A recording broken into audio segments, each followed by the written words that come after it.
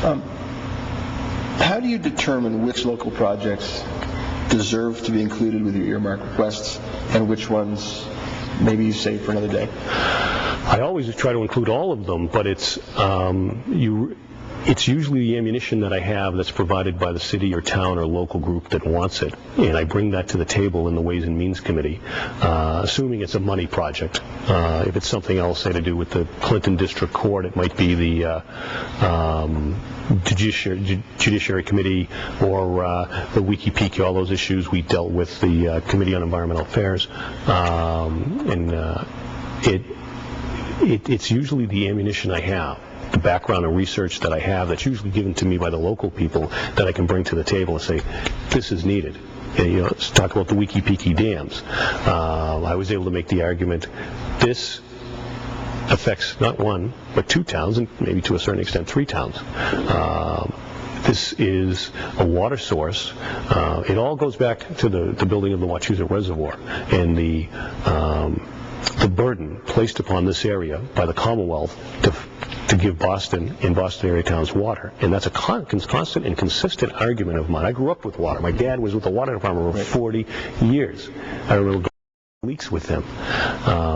It was the funnest. I don't know. I never knew why my parents pushed us to go to college, because my dad and his buddies in the water department seemed to have the greatest life going. They enjoyed their jobs. But a lot of the problems in this area come back to the building of the Wachusett Reservoir, not just for Clinton, but for Sterling and Boylston and to an extent other areas. And so that's always the basis of my argument for many of these things. I said, if the state wasn't placing such a burden upon the communities of my district because of the water needs of eastern Massachusetts, I wouldn't need to come to you. I wouldn't need to come to you, Mr. Chairman, and ask you to help me to fix the dams at the Wiki-Piki Reservoir. I wouldn't need to continue to demand the historic rights of the town of Clinton to free water and sewer access in reimbursement for the use of our lands every year. I wouldn't come to you to demand that the pilot payments paid to the town of Boylston for the land taken there need to be increased. And so it's the arguments that you have, that you bring to the table, that are strong, and usually it's either based on my personal knowledge or research or experience, or working with local people, like on the conservation restriction issue, on the Rauscher Farm issue, and on the Wiki-Piki Dam issue. So, and people are great. I mean, it's the one that I've always said that being a state rep is the best liberal arts job under the sun, because you get to check so many different issues, and you get to meet, and it's a good job. I have no desire to go anyplace else. It's about 42,000 people in the district. 14 years ago, I knew many of them. Now I know most of them. And they're not just constituents, they're friends. And you carry with you into the State House every day their thoughts and their passions and their desires and their dreams about how their lives could be a little bit better. You're not going to change the world overnight, but you can make their lives a little bit better. Are there any questions from the audience? Yeah. I'm curious, will we see anything in the legislature coming up in the next year or two with more oversight or restrictions on corporate waste or corporate development or even housing development, just overall from a land perspective, sure, as well as corporate waste? So kind of related to the environmental issues, kind of hot topic stuff. Will we see some more oversight from the government on that? Yeah, the question was whether we'll see a little bit more oversight from the government on issues like corporate waste and environmental issues, development, that sort of thing. Right. Absolutely, and it's included in a lot of the bills, Arden, that we've passed this year. This corporate governance piece, we were able to provide some support for corporate development this year. We froze the unemployment tax for corporations, saving them probably about $135 million. And our hope is that they reinvest that into their companies and build new jobs. But at the same time that we do that, with the incentives that we put into that corporate assistance bill this year, with the incentive that we put into the Green Communities Act and the Green Jobs Act and the Life Sciences Act, where there's also some strings. If we're going to give you these incentives, if we're going to give you this tax increment financing, if we're going to not tax for 5 years the amount of the increase in the value of the property that you're developing, you're going to keep a better eye on what you do, on your contributions back to the community. You're going to keep a better eye on your environmental standards. You're going to keep a better eye on development and sprawl. So we have done that, and I think you will see more of that in the coming term. And this is one of the big reasons I want to return to the legislature in the new session, because I want to be a part of that. I want to use the experience that I've had for the past 14 years in the House, for the past 8 years on the Ways and Means Committee, to make sure that the people of this area are protected. Is there another question for the representative? I have a question regarding energy conservation, and just recently the amount of money being targeted to help to offset the cost of increasing the fuel costs raised something in the order of $50 million. Yep.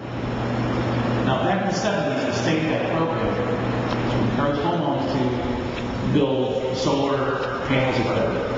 And there was a rebate of some sort on the taxes. There was also a corresponding federal program similar to that. But both of those seem to have gone away. The oil embargo of the 70s was sort of a temporary thing, but fuel prices, as it is now, will be with us for a long, long time. Do you see, or will you take a lead in terms of reestablishing that credit to encourage conservation? On the residential level? Residential, yes. Okay. Do you think people heard the question? I'm not sure. The question was about reinstating some incentives toward energy conservation on the residential level. One of the first pieces of legislation I'm going to file in the new session I've been working on with Dave Dunn from Lancaster. Dave is a subject matter expert. He has no official training. He didn't go to school for it, but on thermal heating, of drilling holes into the ground and using water in the thermal and not water, the heat coming from the ground to heat your home. They do it down at his business at Dunn & Company on Green Street in Clinton. And he and I have been working on a piece of legislation for the past several months that we're going to file at the start of the year that are going to increase these incentives. This is his subject matter area, but it's not the only one we're going to limit it to. We're going to look at solar, we're going to look at hydro, we're going to look at wind, and any way to develop those for residential uses, and that's long term. So that is one of two pieces of legislation that will be the first pieces that I file in the new term. The second piece will be an amendment to the Green Communities Act, which will create a energy conservation revolving fund that municipalities will be able to borrow from.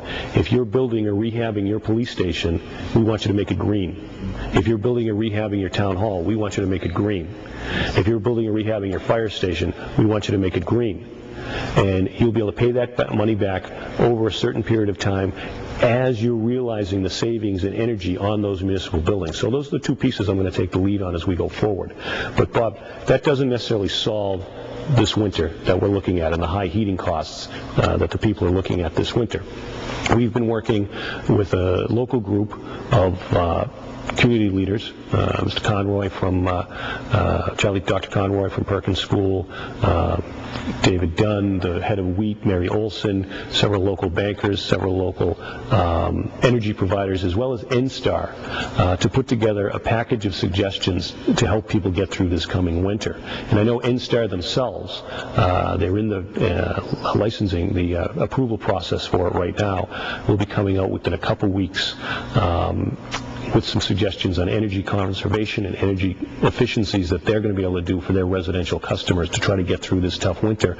So it buys us that time, Bob, that these pieces of legislation that I've discussed we can bring to the table and hopefully get moving on them as we get into the new year. So we've got some exciting pieces affecting energy, but the big goal right now is to get everybody through this coming winter. The legislature later last year, and I think we will again in the fall, approved $15 million in emergency heating assistance for the Commonwealth, but that typically does go to either elderly or lower income. This crisis right now affects everybody across the board, and these are efforts we want to take to try to help everyone.